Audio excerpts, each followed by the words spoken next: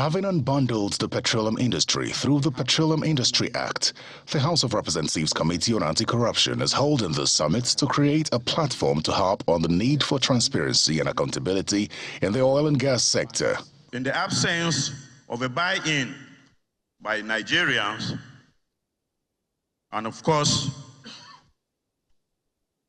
investors in this sector, it will be very difficult for us as a country to realize the full potentials of this industry.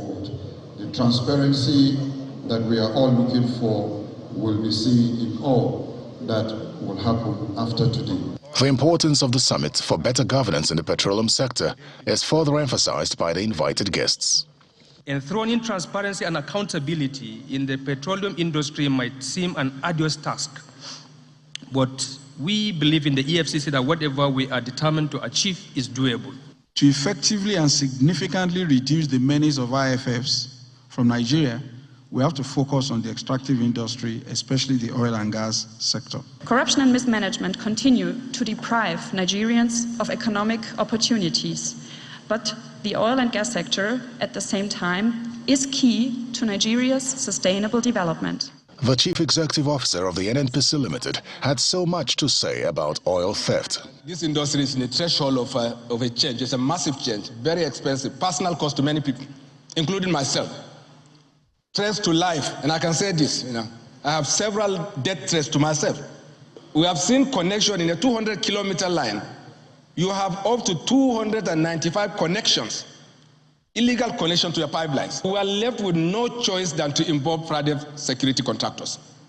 And it worked, because that collaboration at the level of the community and the private contracting complemented our government security agency. They have done great work. That you have a situation where your production came down to about 1.1 million barrels from high of 1.8 about January of last year. Because there's a lot of misconception around the field that when you come down to 1.9, the balance is stolen. No. Because companies will stop injecting oil into the pipeline the moment they discover they cannot get to the terminal. The summit is then declared open by the Speaker of the House of Representatives and the Senate President, who are both represented. The technical session of the summit will look to address the future of the NNPC and regulations in the energy sector to deepen transparency and effective governance for Nigeria to maximize profit. Terry Ikumi, Channels Television News.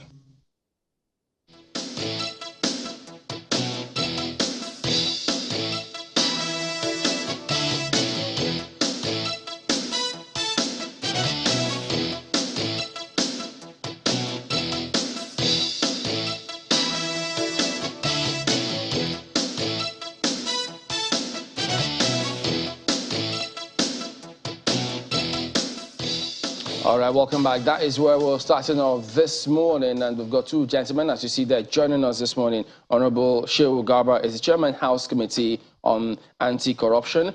Sitting beside him, Billy Gillis-Harry, National President of PETROAN, which happens to be the Petroleum Products Retail Outlet Owners Association of Nigeria. Gentlemen, good morning. Thank you for coming on today. Thank you for having me. Good morning. Thank you for having us. That particular sector, the oil and gas sector, it's huge. Of course, mainstay of our economy.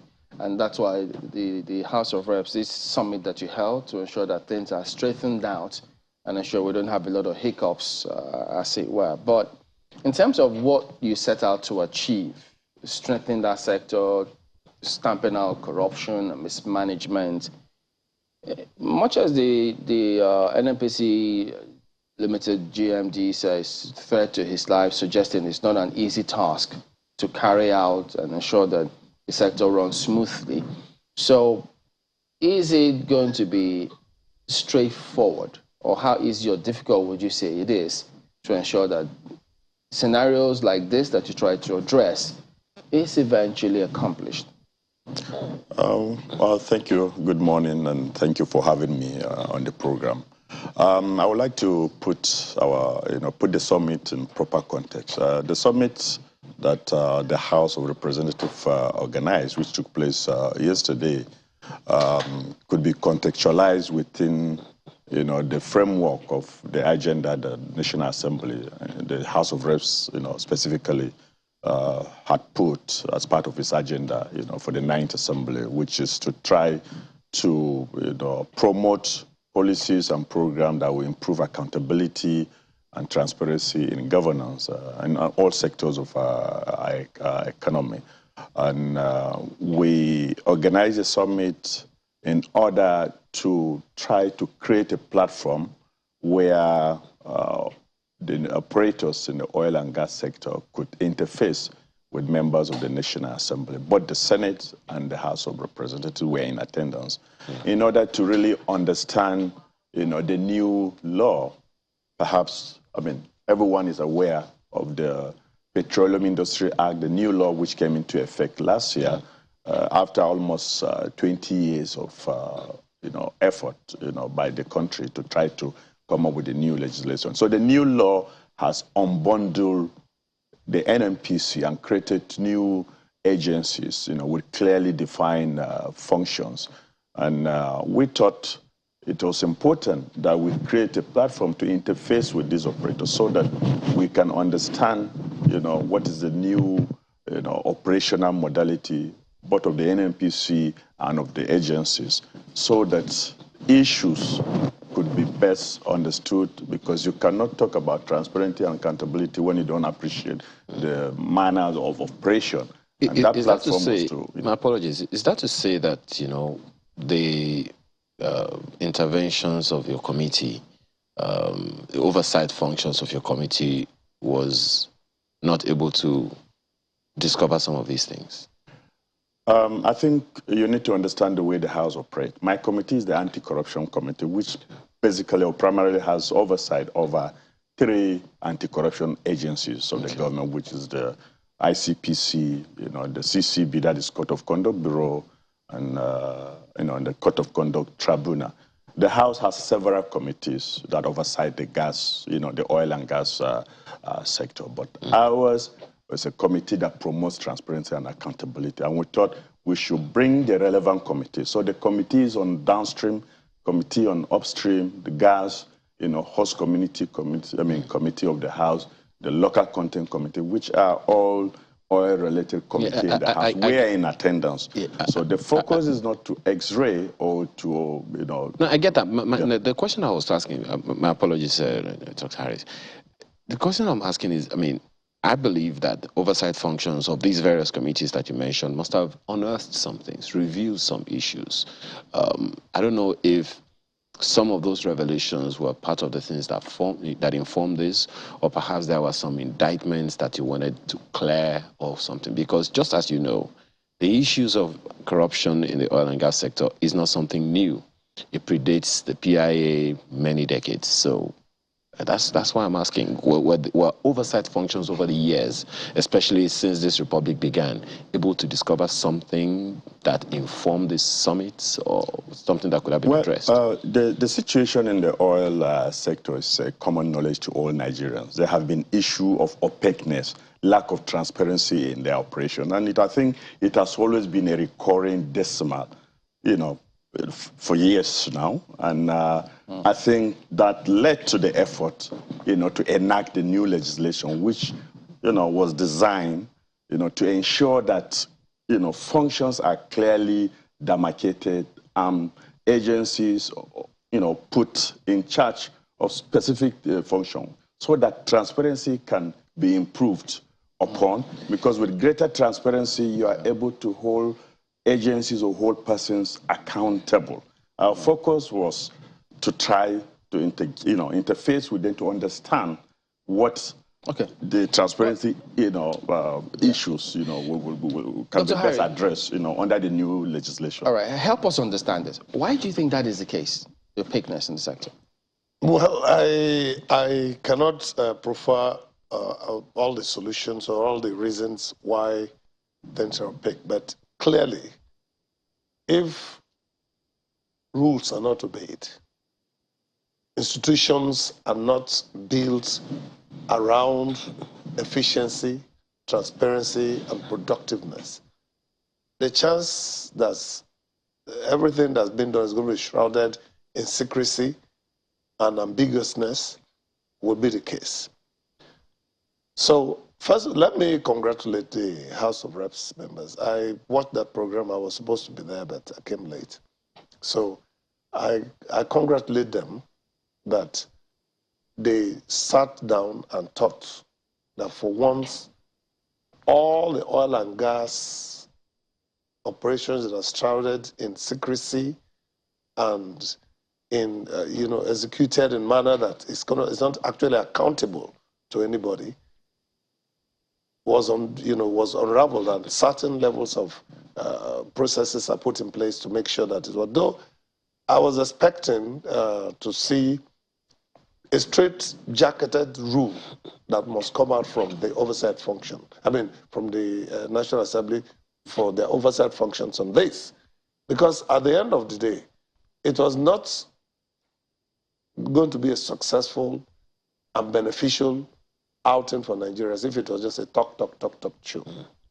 So I'm happy that I'm meeting with the chairman of the committee, which I believe that hereafter will still interface because we are the most impacted in the downstream area. And so long as these oil and gas operations are shrouded in levels of secrecy, and we are not going to be efficient. What kind of rules were you expecting to see? Well, I was expecting to see, for instance, the interpretation. That is a position that the local refineries should have filled in, that is asking to be filled. And that is why this is happening. And also joblessness, those who are engaged in it feel that this is a way to get engaged and to be able to destroy the system, destroying the ecosystem, destroying our environment, and then also creating quite a lot of financial hardship for us. Because we used to have kerosene peddlers. They are no longer existing. That is a whole segment of the industry removed. Then now, if you go to many retail outlets, diesel is not there to be uniform because diesel is not given to us from the official depots of NNPC. Somehow it's deregulated, and then you have to source for dollars to buy, which is scarce and not available. And then now the most focus is. Okay, I think we'll talk about that. I don't know if I may come. Just briefly, so comment briefly on the issue of oil trade. I think everybody is aware that most of these illegal activities are carried out by host communities through which this oil operation takes place. And it is largely as a result of the fact that they feel they don't benefit. They are not, benefiting from these resources that come from their own environment. So that's their own way, which has created a problem from them. The new law has, created this provision for host communities where they will derive direct benefits from oil operation that takes place. But the major oil theft with those vessels, is it from communities? Well, I will address that.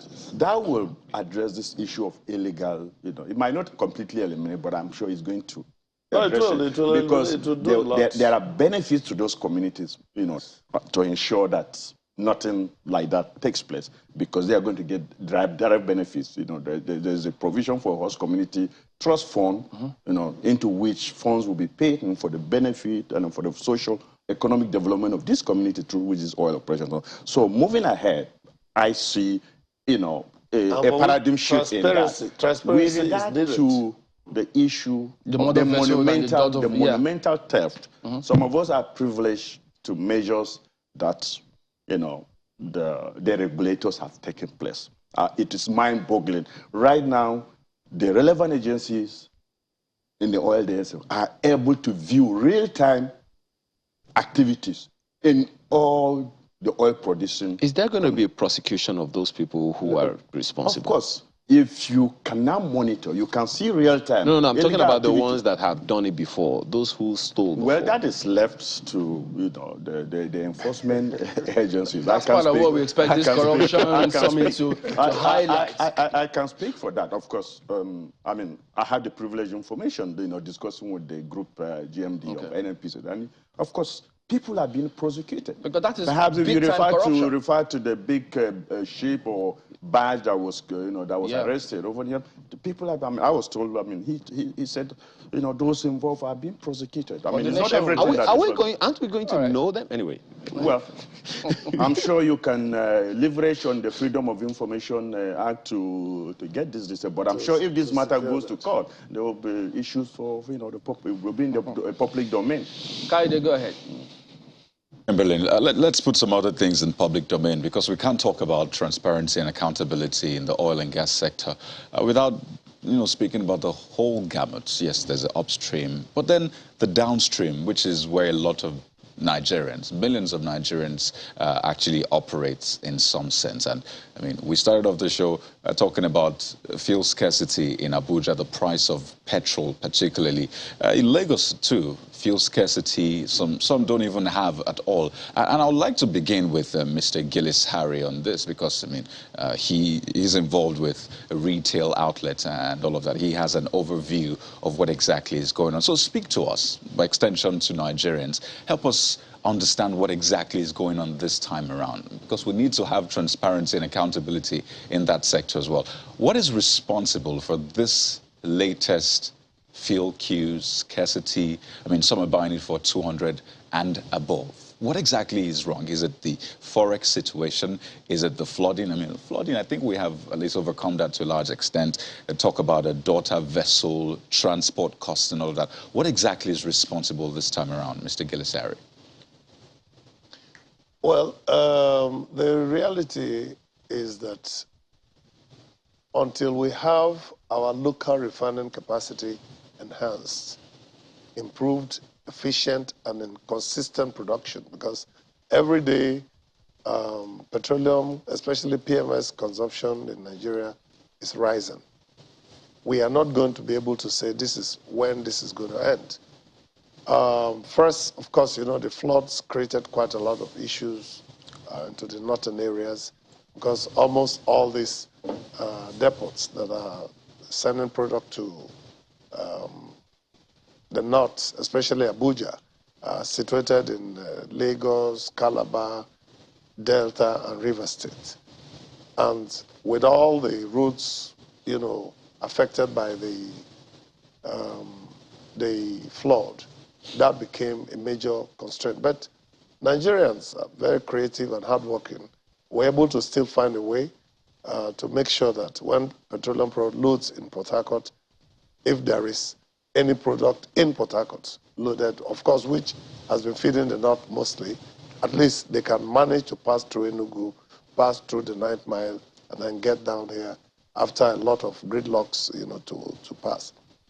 But as far as Lagos is concerned, if there's scarcity in Lagos, it's simply, or if there is any price issues that come up in Lagos, it simply tells and addresses the fact that there is just no product in the depots. That's the reality. So as far as price is concerned, let me explain this to all of us. Petroleum product pricing is supposed to be dynamic, in the sense that if we bought from PPMC depots at the PPMC price, everybody is expected to sell in the retail outlets at 165. But if we have to buy from other depots who have bought from PPMC and have to ship it and go through the necessary protocols of delivering to the depots from where we can take, of course, the price will be higher, much higher, not slightly higher, because the cost is dollarized. Everything about petroleum product is dollarized. So that is just what is happening. And then another set of people will be looking to say, oh, look, my station is dry. All the people in this area don't have petroleum product. Will it be better for us to leave them buying adulterated PMS with water and with other kinds of dangerous chemicals, which is being sold for 300 naira, 400 naira per liter? Because when you get a gallon of 10 liters, they are telling you it's 3,000, it's 3,500, it's 4,000. So clearly you can do the maths. So that's what's accounting for that. But as far as PETROAN members are concerned, and I keep insisting that, any of our member that is caught selling product that he bought from PPMC at a price that is supposed to sell at 165 or at least 174 as is being sold in NNPC retail outlets, we will provide a means to sanction that person through the NMDPRA. Okay. And also the PPMC. Mr. Gillis-Harry, just a moment. We need to go on a break now. But, I mean, we're just at the surface, just like crude oil. We need to drill deeper so we can get a better sense of what is going on, really, and maybe avert future occurrences. As you said, maybe that might be tricky until we have our refineries, but still there are things we might be able to do. So please stay with us.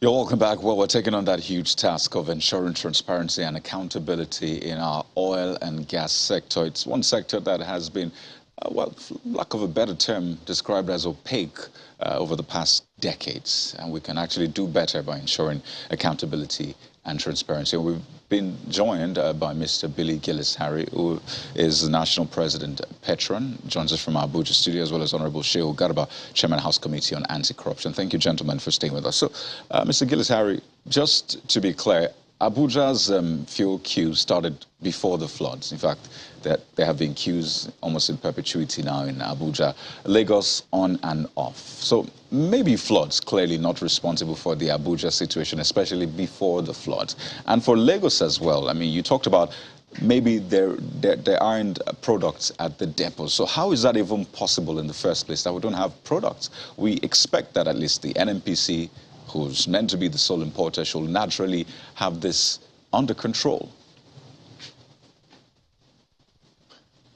Well, NNPC has business models, and it will not be, I will not be in any position to be able to dictate how the business model works, of course, which is why we keep insisting that there should be a level playing field so that all of us can be importers and producers of PMS in Nigeria.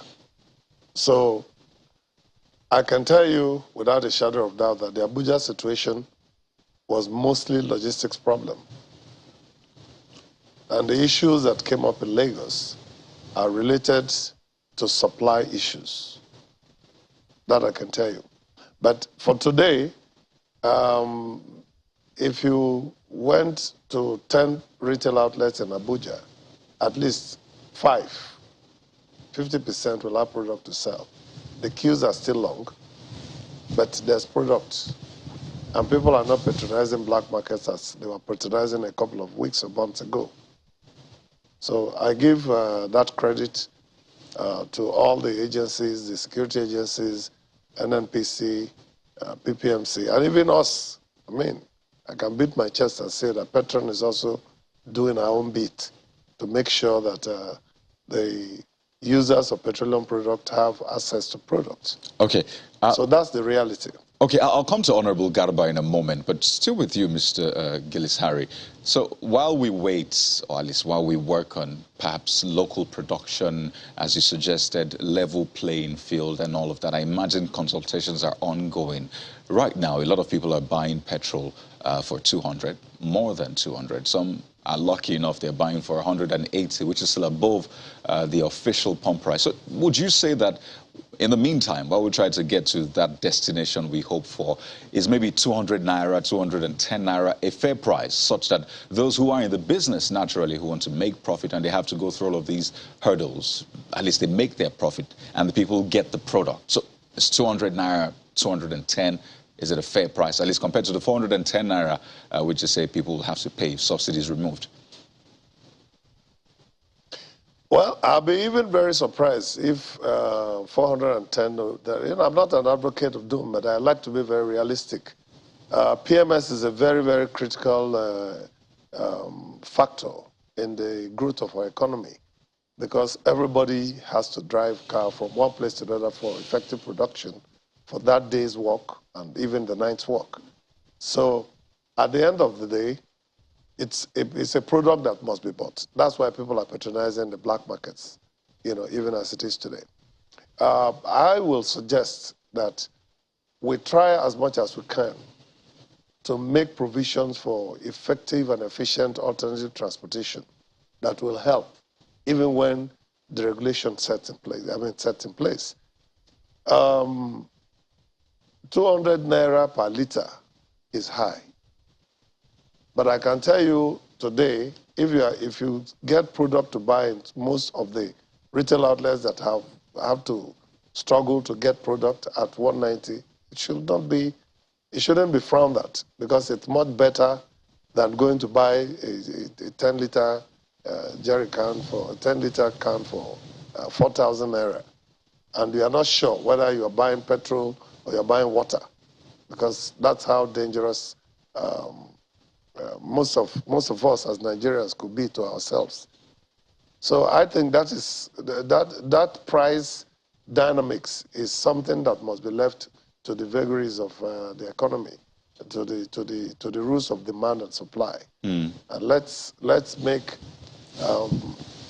our local refineries to work by all means possible, because so long as we are importing and our PMS transactions are dollarized, it will be difficult. Today, officially yesterday, the GMD was talking an official price about 400 and something naira to a dollar. But we all know that everybody that is dealing in dollar-denominated transactions today are buying for over 818 naira. So let's face the facts and address it. If today I have to buy 1 million liters of petroleum product at the market price, and the price of PMS today, I believe all of us Nigerians are educated, is there on the platform. Right. You can just Google it. What's the price of PMS today? And you see it. All right. It's all dollar denominated. So the earlier we try to domesticate our energy consumption and protect it, the better. And I encourage NNPC that's leading to do so. But we should all focus on a level playing field, right, where we should also have access to Forex to be able to buy and to sell and compete within ourselves. Let me take this to Honorable Garba. I mean, you can land on that point quickly, Mr. Gilisari. Yeah, I wanted to say that the communications section today is totally deregulated, and all of us are enjoying that. All right. So let us also be looking towards petroleum, and then utilize whatever subsidies we are bringing to other, very, very effective and useful areas. Okay. Well, Honorable Garba, so, I mean, at the end of this conversation, I think the goal clearly is to help the people out there who want to approach filling stations and get the products for their vehicles, generating sets, and all of that at the appropriate price. I should put that. But for you, in the work you do, it looks like there's still lots of opaqueness in the sector. Talking about the business model of NNPC, talking about whether or not there is enough level playing field and all of that. Do you see some work for your committee and maybe to a large extent the bodies responsible for ensuring transparency and accountability, some work to do in that area? I will repeat again, we do have the relevant committee. We have the downstream committee in the House, which oversees or oversights that segment of the market.